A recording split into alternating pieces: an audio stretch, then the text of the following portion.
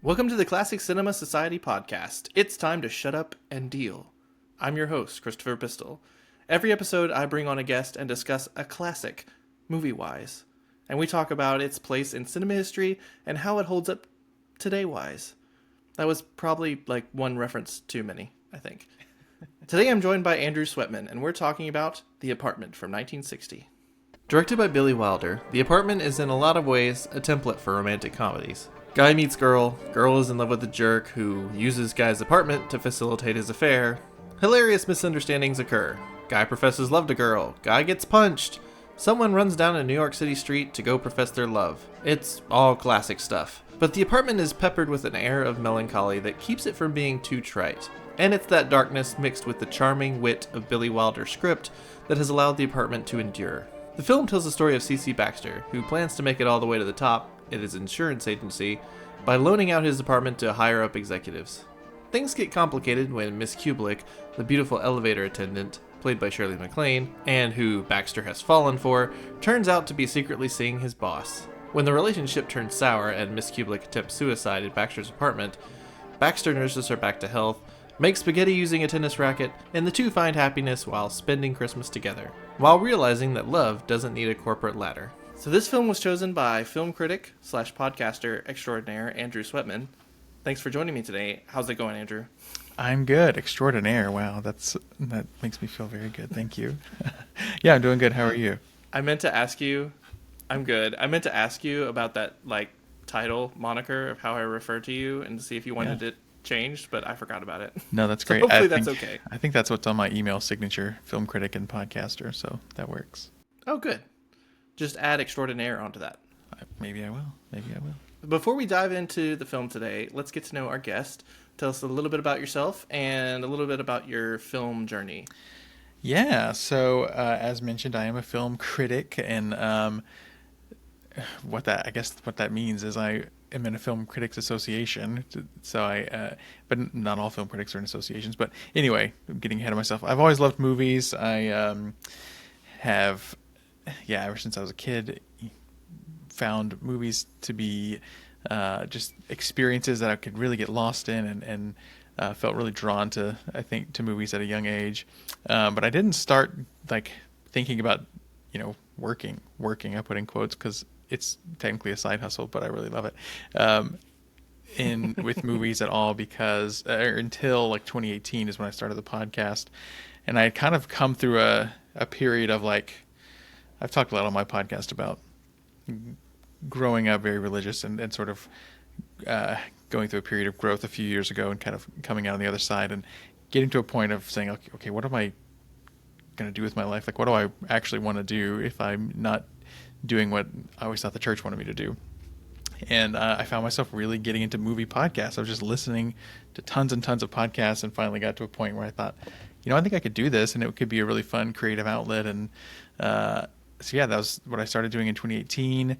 And I started, there were so many classic movies that I'd never seen and still are, but it was sort of a way to kind of catch up on a lot of movies. And I call my podcast, it's called Art House Garage, because I basically want to watch art house movies. And I also call it the Snob Free Film Podcast because it's, I'm learning. Hopefully people listening can come along and learn with me, or I can learn from my guests, because I have different guests every time, including yourself a few times. And so it's trying to be educational and talk about movies that are, maybe a little bit off the beaten path. We generally aren't talking about the huge blockbusters that are out because those get enough attention. But so I kind of really got into movies at that time. I got into an association a couple years ago, and so now I get to vote at the end of the year on my best performances for it's the Southeastern Film Critics Association, and that's a fun thing. And so it's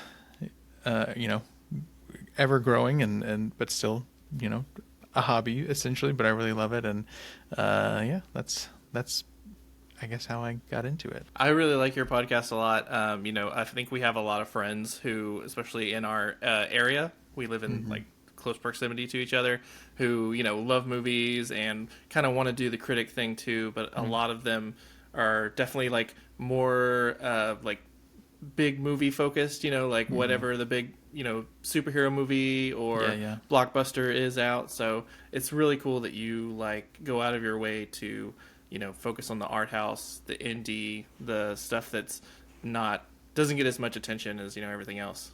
Yeah, well, thanks. I appreciate that. And I mean, to be clear, I sometimes really like the big blockbuster things too. I just don't feel. I mean, for one thing, with like Marvel, We all for do. instance, like the I don't have the lore of comic book knowledge. I'm like, I don't know why anyone would want to listen to me talk about that. They're much more knowledgeable people, but I think movies that don't get as much attention are more fun for me to talk about. So that's what I like to do. But yeah. Same, same. So you said like podcasts really got you into it. Like how what I'm curious how Yeah. when did you start listening to movie podcasts? Because I Yeah, it's a started good question. listening like before I feel like definitely before there was a podcast app, Mm. and like before like almost anybody I knew was listening to these things called podcasts. Yeah, so it's a funny thing. So I remember like 2016, 2017 being when I really was getting deep into it. So another like personal thing, Okay. it was after the birth of my daughter, and she had a kind of a traumatic birth experience, many months in the hospital and stuff. She's doing very well now, but it was like that was part of the like coming out of the hospital, like, okay, I don't have Mm. to keep doing the same hobbies I don't know. It just felt like a new beginning in a kind of a funny way. But I remember listening to Yeah. the podcast Film Spotting a lot, which I still listen to quite a bit, but I was like addicted to it then. And Mm-hmm. also really like the Empire podcast, which is a British magazine. They're very funny and they talk about things. But I remember listening to, I think it was like the top five of the year so far, I guess in 2016. Yeah.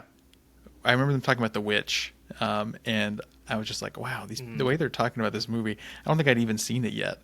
But for some reason, I really specifically remember hearing them talk about The Witch and being like, oh, I want to do this, I think. And like, yeah, so Film Spotting was a really big one. So for the first couple of years, I was basically copying their whole format and everything. I've kind of changed it some over the years, but yeah. It's a really good, straightforward format. I think not to. I'm not trying to make this competition, but I think I started listening to podcasts about film in 2008, Nice, wow. 2009, like just on like a movie critic's like personal website that they were just Yeah. like uploading their like movie reviews Yeah, to, I and remember I those like would early just days. Just put like my just laptop. pull the RSS feed or whatever. Yeah, go ahead. Yeah, yeah. And there was no way to like have it on your phone, so I would Hmm. just like put my laptop. If I was going on like a 3 hour drive, I would put my laptop in the front seat and just like plug it into the aux cable, Yeah. Oh my and just gosh. like listen to like a podcast that way. So I remember like yeah, when the back in my podcast app day. store or like when Apple first had podcasts on iTunes, like that was a big deal. And there were video podcasts and stuff. Yeah, and putting them on my little iPod, And I there were remember like doing that. 5 movie podcasts. Yeah, exactly. Yeah. Nice. Well, okay, so did you watch old movies when you were growing up? I know you already said that you kind of got into movies a little bit later, but what was your sort of like exposure or Yeah. experience with, quote unquote old classic movies when you were little? Yeah. It's a great question, and I think so. I do think that my parents showed me older movies, maybe more than other people. I don't know, but I did. I grew up watching quite. I mean, like classics, of course, like Wizard of Oz and those kinds of things. But then my mom really loved Bing Crosby, so like we watched White Christmas and Holiday Inn every year, and she loved West Side Story. Both of my parents are music majors, actually, so I'm realizing I watched a lot of musicals. But then It's a Wonderful Life. I remember seeing that, and as a kid, being like, oh, this looks boring. It's black and white, whatever. But then paying attention and be like, oh, this is really good, and I'm like, this is emotional, everything. I remember like watching the movie Sabrina, The Bridge on the River Kwai, 12 Angry Men. I remember at a pretty young age. My mom showed me the movie Psycho, which if anyone knows my mother, that's like surprising that she would show me that movie, like that I would be allowed to watch the movie Huh. Psycho. But I remember watching that. I mean, I must have been in like junior high or something, and just being like, oh my gosh, this is so cool, and I loved it. So yeah, I think there were a handful of those like big titles that, but yeah, then it was like, when I, 2016, 2017, when I was like, oh, I'm gonna start like trying to watch more and more things. But yeah, I think I did have quite a bit of exposure as a kid too. Well, that's cool. I think that's probably more than maybe a lot of people. I mean, Mm. I think a lot of us probably watched Wizard of Oz and certainly some like classic Christmas movies. I think Mm-hmm. it's interesting that like there are certain sections of old movies that definitely get like a larger Yeah. exposure or repeat viewing, especially to kids. Mm. Christmas movies and definitely The Wizard of Oz. I know someone who apparently like watched The Wizard of Oz. Was it The Wizard of Oz or Sound of Music? One of those two every Thanksgiving because apparently it was on Yeah. TV every Thanksgiving. Sound of Music. I watched that a Um, lot as well. I forgot about that one. Fiddler on the Roof. I actually really liked Fiddler on the Roof as a kid. It's maybe a little weird. That's a good one too. Ooh, I've never seen it. Oh, it's good. It's yeah, Not even I have seen it's everything. long, but it's very good. It's very good. All those old musicals are. It's one of those two VHS movies. That's why I remembered it. Ingredient number one, a very warm, very wonderful story about a boy, a girl, and a very special kind of problem. The movie you chose to talk about today is Billy Wilder's The Apartment. Can you remember the first time you saw this movie and like what was your reaction to it? Yeah, I was trying to remember. So I've seen it a handful of times over the years. I do consider it one of my favorite movies. It's in my Letterboxd top 4. And it's a movie that I remember thinking, I watched it and then I kept thinking about it for a few weeks and really had a sense of like, I think this movie like changed me. Like I remember feeling like I think I really learned something or grew from this. And it was in college that I first saw it. I was amazed by how kind of modern it felt, like in the writing and even in the performances. There's something about it, like I don't know, and a lot of the older movies that and at the time again I wasn't like super well versed, so I had this expectation, I guess, that these older movies are going to have more stilted dialogue or something, but it felt so modern and it felt somehow more grounded than I expected it to be. I had seen Some Like It Hot, which is same director, same star. Just 1 year previous, I think, 1959. I had seen that in high school, and we had a little film club, and I loved that movie. And so then I was so surprised how different the tone of this was from that. And how like immediately when you're watching this movie, there's this sense of loneliness that kind of draws you into it. But it surprised me in some ways, like Some Like It Hot did too, because I remember when I saw Some Like It Hot, I was just I couldn't believe that a movie this old.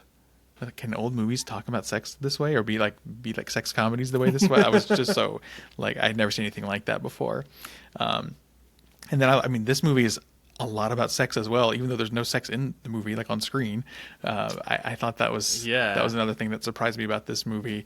But how like frankly it deals with that, and we'll talk more about that, I'm sure. But and I also just remember like how funny and charming The Apartment is, at the same time being so sad and like so like it's very wistful, lots of like longing, and you really want certain characters to end up with other characters, and but there's just things holding them apart, and that's kind of been something I end up loving a lot in movie. Like In the Mood for Love is one of my very favorite movies, which obviously is all about longing and society's barriers between people and that sort of thing. Yeah, I think I saw this in college too. I think Billy Wilder is just a great gateway for people, especially getting into classic movies. Because of how strong his scripts are, obviously, and like you said, the themes I think are just incredibly relevant today. Yeah. I think that the stuff that this movie's dealing with, it's not like what I think a lot of people think a lot of classic movies are, which is like sort of kind of that kitschy Hollywood sort of, like Singing in the Rain is a very like sort of like on a different level. It's a very different sort of like Hollywood glamorized world. This is not that. This is very sort of grounded. We talk about Billy Wilder. He's got this like background in film noir. He's a pretty grounded and, touching on a lot of dark subject matter, a lot of dark themes within his films. But the plot of the movie is very sort of classic romantic, plot, and it's definitely like sort of like laid the groundwork, I think, for a lot of like romantic comedies that we see today. Like watching it for the first time, I was definitely like thinking about other like more contemporary romantic movies that I've seen, whether it be like you said, In the Mood for Love, or even like When Harry Met Sally. You know, like a lot of those movies, Woody Allen's entire career, Yeah. especially like early Woody Allen's career, you know, really laid the theme for this. And I think that, you know, it's very influential, even if it's not like super well known. Yeah. Yeah, I think that was another thing too, because I'd never even heard of it when I first saw it, and I was like, "Oh, I've heard of Billy Wilder, and I know, you know, I've heard of Sunset Boulevard and In the Mood or Some Like It Hot," but this was new to me, and yeah, was just so impressed by it. This movie also has one of the most like relevant things in my own personal life, which is the scene where CC Baxter is trying to eat his dinner while watching TV, and Yeah. and the commercials keep coming up. Like there's this like great movie coming on, Grand Hotel is coming on, and he's really excited about it. But every time he's like about to like eat and enjoy, like settle in and enjoy the movie, like an advertisement comes on, and he keeps like switching channels, and I just found that even today incredibly Such a relatable. funny moment, yeah. And now, Grand Hotel, starring Greta Garbo, John Barrymore, Joan Crawford, Wallace Beery, and Lionel Barrymore. But first, a word from our alternate sponsor. Friends, do you have wobbly dentures? Speaking of Jack Lemmon, though, I think he's just like the perfect everyman. I mean, he is so great in this role. Such like the sort of like, he's just the standard for like the romantic comedy everyman. I mean, he has that sort of like dark edge to him, I think. But you just can't help but like him throughout the entire thing. Shirley MacLaine, I think, is the same way. I mean, like I've lately been watching a lot more movies with her in them. I saw What a Way to Go, and another movie she did with Billy Wilder and Jack Lemmon, Irma la Douce. And she has this like great like world weariness about her. Like she's very witty, she's very sharp. Yeah. She's very cute. Yeah. But she sort of has this like sort of like the world has like beaten her down, and she's just kind of like whatever about it as well. Absolutely, and her performance, and this is one of my favorite performances ever from her in this. And I was really like, I haven't seen her in that many things. I haven't seen either of those that you just mentioned. Just looking over her filmography, like I just like feel like I know her as a presence in Hollywood, but I haven't seen that many of her things. But this, the world she's weariness. Still working today. Yeah, like still going. Just how she's in a movie with Peter Dinklage that came out this year. I just saw on the top of her IMDb, Peter Dinklage is on the trailer. I don't know what that even is. How interesting. But yeah, she in this role is so so forlorn, and like you can tell even when things are going the way she wants in the moment, she's just has this sadness about her that is worn down, as you said, and just like weary, but still has this amazing chemistry with Baxter, and you absolutely see why he would love her. And you know the line about the mirror, you know, that's the mirror's broken, it's how I see myself, and like you feel that from her before she even says it. And I think that's what's so great about it. Like the thing when I think about this movie, the image that pops in my head is her at the Chinese restaurant in the booth, just like getting through this conversation and being so just so filled with emotion and filled with sadness. I think it's incredible. I absolutely love her in it. Yeah, and that mirror scene, I think that's the scene of the movie, really. Yeah. Both for that line, the broken mirror, and she said, I like it that way. Shows me the way I feel. Yeah. That and like his reaction when Yeah. he basically sees that mirror and realizes that she's the one that's seeing Sheldrake. Yeah. So incredible reaction from him. So heartbreaking. I also just like the sort of like lonely New York at Christmas aesthetic that this movie has. Yeah. I mean, it's a very sort of like, you feel like you can live in this environment. You know, you feel like. I mean, it's also I've been watching a lot of Mad Men, so I feel like I am like familiar with this type of environment. But that sort of like 1960s New York feeling that this has, and it's shot beautifully in black and white and widescreen. I remember and being the black and white. I think really No, go for I it. didn't mean to cut you off. I was just gonna say the same thing as like when I first saw this, I had been watching Mad Men, and I was like, oh my gosh, it's the same setting, but like at the time, like this was contemporary then. I was so excited by that. But yeah, the loneliness you're talking about, like there's I think just the opening narration even about like there's this many people in New York, there's this many people in my building and in my floor, and like you see the shot of all the desks, and he's just like one tiny person in this huge sea, and then there's a handful of shots where it's just like you feel how small he is. One of my favorite shots in the whole movie is he's had to stay out of his apartment because someone's there at the beginning, and then he goes to bed and someone calls him and he has to leave again, and he sits on this bench, and it's just like the longest bench. It stretches out of the frame. It's like the longest bench you've ever seen in your life in the park somewhere, and he's all alone in the middle of the night. And like I remember the first time I saw that, just like, oh my gosh, like the feeling of that shot and what that evokes. So there's a lot of visual things in this movie I think that really work to its favor. Yeah, and like the black and white cinematography is so great at setting that sort of mood of, if like I think we take black and white photography so for granted because it's used so seldom now, but it's such a great storytelling tool, because if this were in color, it would be that sort of like 1950s Technicolor, and it just wouldn't vibe with the feeling that this movie gives off. Which, it's Christmas, but it's very sad. Everyone's very lonely. There's a feeling of melancholy in the air. So and also Billy Wilder's background in film noir, like including that narration at the beginning, like it's very film noir. Like it's almost like identical to how Double Indemnity and Sunset Boulevard both opened. I remembered Sunset Boulevard having that narration too. Yeah. So what is it? What is it that you still like love about this movie? Like, I know we've talked about different things, but what really gets you? So there's all those like filmmaking things that we've talked about. Yeah, and there are more of those things too. Like, I think the script is just an all-time great. It's like not only is the dialogue witty and grounded, but also like the way it's plotted. Like I still, even though I've seen it a handful of times, I still forget how all the details of like all the little surprises work between like when he finds out and like when we find out as an audience that she's the one that Sheldrake is seeing. All those, the way that all works together is really good. But I think the reason it really stuck for me and still is so good is it came at a time when and this kind of gets into my own background of learning different worldviews, I guess, is a general way to put it.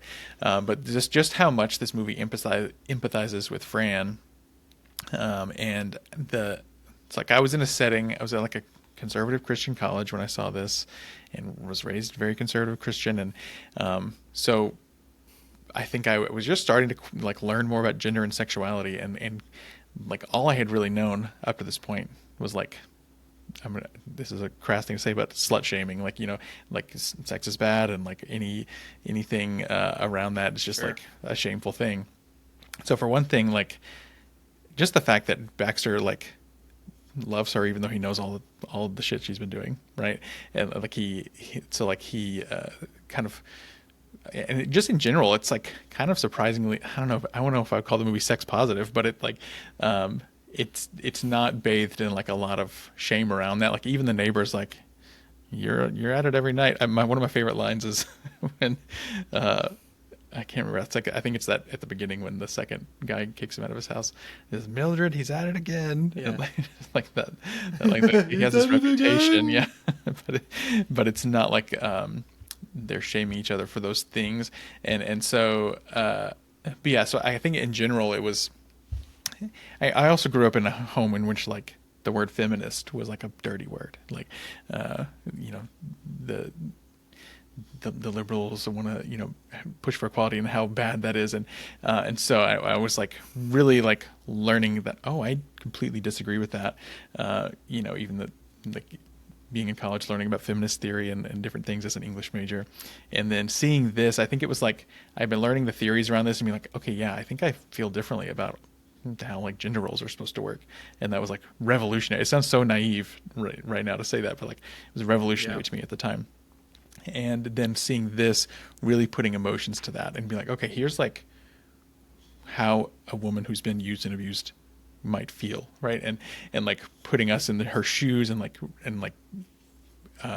in the way that like a good script can, like making us feel in like this unique situation, making us feel what she's feeling. And again, not to say that can empathize. I'm a straight white man, right? So it's like it's different, but like the way the way the script has so much sympathy for her, and it just like it kind of blew my mind, and again, I didn't expect it at all. I think I also saw myself in Baxter some. Like he's so agreeable, like to a fault, and I think he like lets people walk all over him in a way.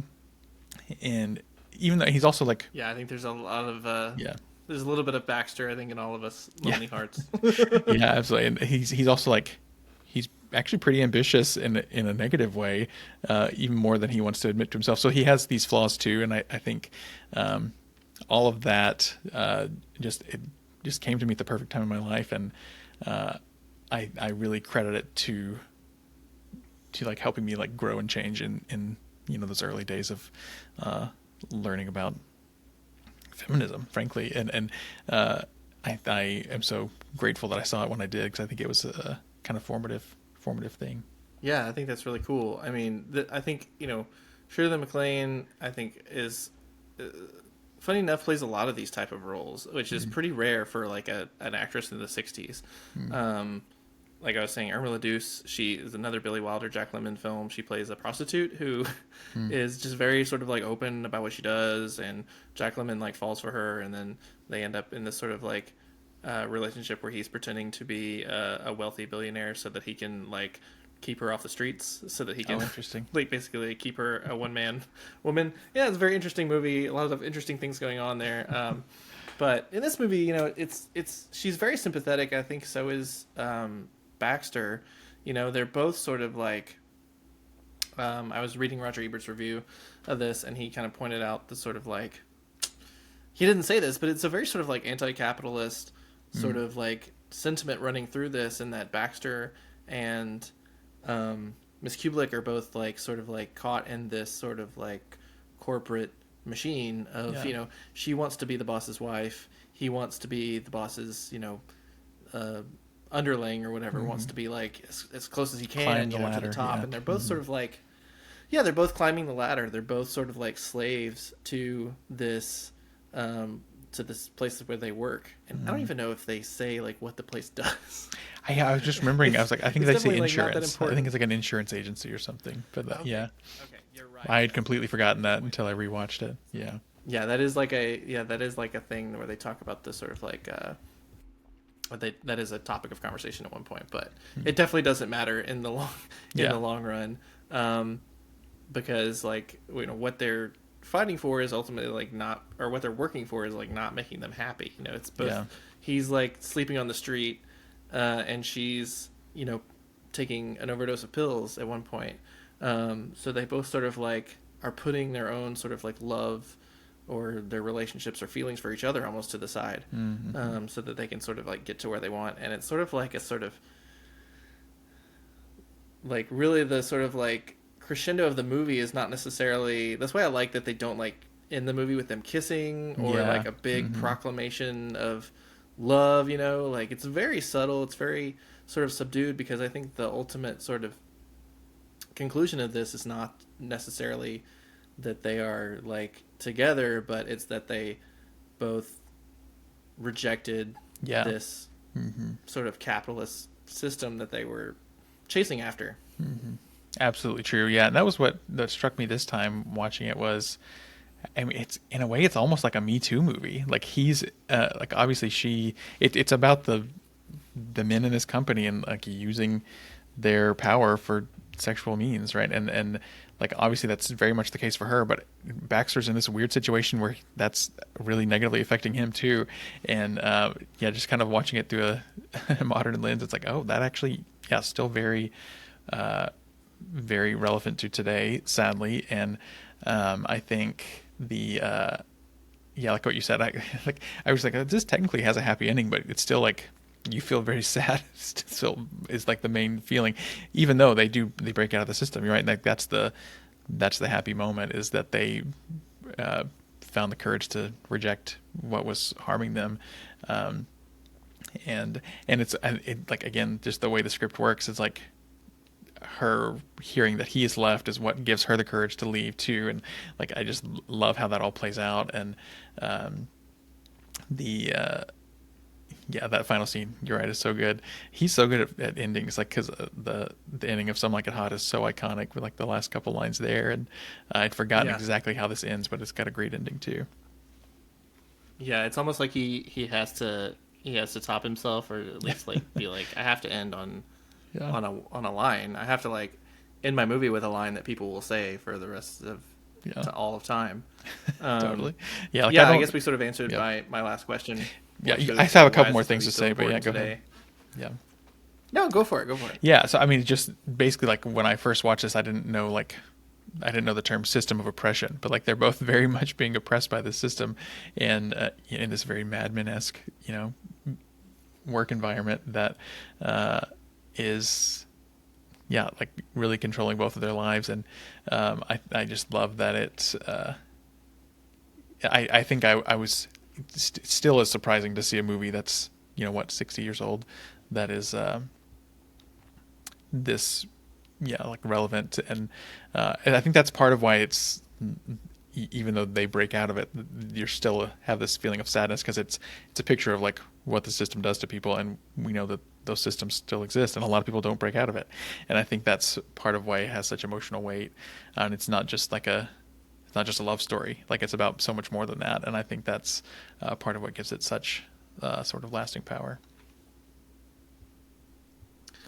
Yeah, I think when I first saw this, I just appreciated it for its, wit and, like, charming sort of love story. But I think that's what keeps you coming back to it over and over again, is how the themes resonate, Yeah. But, it's also, like, really funny. Like, I don't want to downplay, like, how funny and charming this movie is. I wrote down the scene where, Baxter's gone to drown his sorrows in the bar after he finds out Miss Kubelik is with Sheldrake, and he ends up, like, spending the evening with this, like, drunken woman who has the funniest, like, New York 1950s voice. Yeah. And just the shot of them just, like, dancing by themselves, like, in this bar. Everyone else is gone. So funny. Yeah.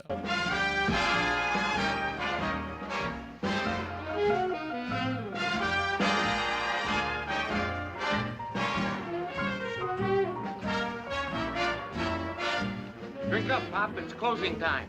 But it's early, Charlie. Don't you know what night this is? I know, Charlie. I know. I work for the outfit.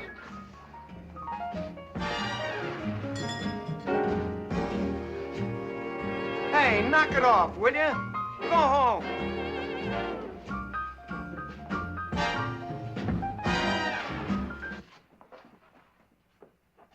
O-U-T. Out. Where we go, my place or yours? Might as well go to mine. Everybody else does.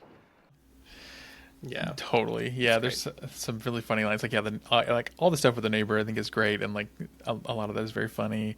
Some of it. So for one thing, like, another thing that surprised me about this when I first saw it is how dark it gets. Like, there's suicidality in it, and like, again, like, the depths of her sadness is really one of the, to me, like, the most memorable thing about this movie. But I was remembering, or I had forgotten, but this sort of line, and I'll just summarize it because I can't remember exactly how it goes. But this is also a scene that kind of really captures the whole abuse of power, and it's, this is too familiar of a scene. It's the scene where he thinks he's going to be promoted, and Mr. Sheldrake is like, well, I know about this apartment situation, and like, he's going to chastise him. He's getting in trouble, and he says, it's just these 4 guys that have been doing this, and I'll stop it right now, like, so I can get this promotion, or like, because my boss is mad, whatever, I'll stop right now. And then Sheldrake is like, well, you can be promoted if I can get in on it too. And so it's like, I'm not actually going to stop this, I'm going to make it worse. But like, the line that is so clever, because Mr. Sheldrake says, if we just let 4 bad apples run around the company, what does that say about us as a business or something like that? And then after he realizes, oh, Sheldrake wants in on this apartment situation too, he says, oh, it's just 5 bad apples, or just what's another apple, right? Or the way he words it is like he's calling him a bad apple to his face, and like that is like gutsy and like funny and just like a really sharp pointed way to write that. I loved that this time, and I'd forgotten that line. But yeah, I feel like the script is just full of things like that, like little things that resonate, that are funny and witty, but also are like have an emotional weight to them too. So yeah, I really like that scene as well. Well, one thing that inspired this podcast in the first place, I've already sort of mentioned reading the Roger Ebert review, but revisiting The Apartment and Ebert's take on it, I was surprised by some of his insights, and I wrote this down. This is how he starts his review. There is a melancholy gulf over the holidays between those who have someplace to go and those who do not.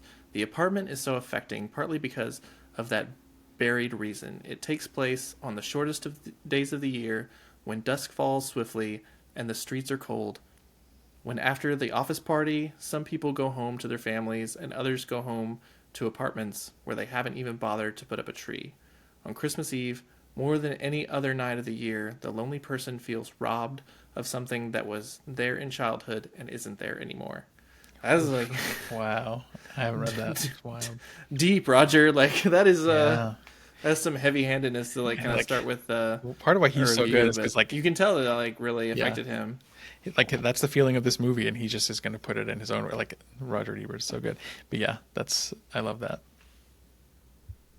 Yeah, heavy words for a pretty lighthearted film. Otherwise, yeah. But maybe that's why the Apartment, like we said, still resonates today. Well, all right, Andrew, do you have any other sort of final closing thoughts on The Apartment? Glance back through my notes and see if there's anything else I didn't say.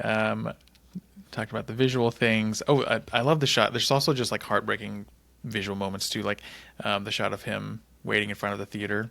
And sort of the dramatic irony of, we know she's not coming. Oh, gosh. She's with him. Like that, the way that plays out. Anyone who's ever been stood up. Oh my gosh. Horrible. The broken mirror, like the shot of the actual mirror. Let's see. I love all this again, the neighbor, just, I had little favorite quotes, just all the things about, being a mensch. And there's so many callbacks where they'll, the whole thing you did in the intro with the wise, comedy wise or whatever, that is a constant thing. That's just this charming thing between Baxter and Fran. And I just think there's so many. I don't think I mentioned anything about Jack Lemmon, but yeah, I was so surprised by him in this role too, because again, I'd only seen him in Some Like It Hot when I watched this the first time, and it's such a different tone to that.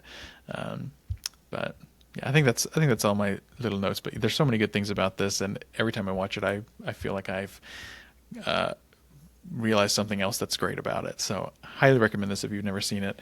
If we haven't totally spoiled it for you at this point, but I don't think we have. Even if that's the thing about this too, is even if you know hopefully everything everything about it, the experience of watching it is still so good. That's very true. Hopefully you've watched The Apartment, but if you haven't, The Apartment can be rented online anywhere movies are rented. You can stream it for free on Tubi right now, or Pluto if you don't mind ads. If you have a library card, though, it is on Hoopla, or you can run down to your local library and pick up a copy on DVD. I'm sure they have it. Yes. If there's any collectors, it's not on the Criterion, but it is on Arrow. Has a really nice copy of edition of it that I meant to grab and show for the camera, but I left it at home. But yes, go ahead. Sorry. I also have that Arrow release. Nice. It was also re-released on 4K through, I think. Oh yeah. Kino Lorber, I think, put it out in a very nice edition. Nice. I need to get that. Andrew, thank you so much for coming in today. Is there anything that you would like to promote? I have a feeling there is. Yeah. You have a podcast. Listen to my podcast. It's called Art House Garage. You can find it on all major podcast platforms. Lately, what's been going on the podcast, as we're recording this, the Real Queer Film Festival is about to happen, and I've done 3 episodes kind of around some of the films that are playing there, with some cool interviews with filmmakers, and so those are live now. You can check those out. I've been doing a series on Darren Aronofsky, which I still need to finish the last couple movies and do that, but that's been a really Fun thing, I've got a top 5 of the year so far coming soon. Now that the year is 2/3 of the way over, I meant to release it in July, but it's a good Can't episode. believe I know, it's like, oh my gosh, it's August already. But yeah, so check that out, and I guess that's the only movie related thing I've been doing. I occasionally do film screenings and things, and I like get to do Q&As and stuff, so I'll post about those on social media. So follow me at Arthouse Garage on all the social platforms, and check out the podcast. Sweet. Yes, go follow Andrew. I will put all of the links and things in the show notes so that you can check that out. We love old movies, and I'm sure you do too if you're listening to this. One of the best ways to help us is to leave us a 5-star review. It's really the best way to help us reach more classic movie nerds like you. And that's all I got, podcast-wise. Bye!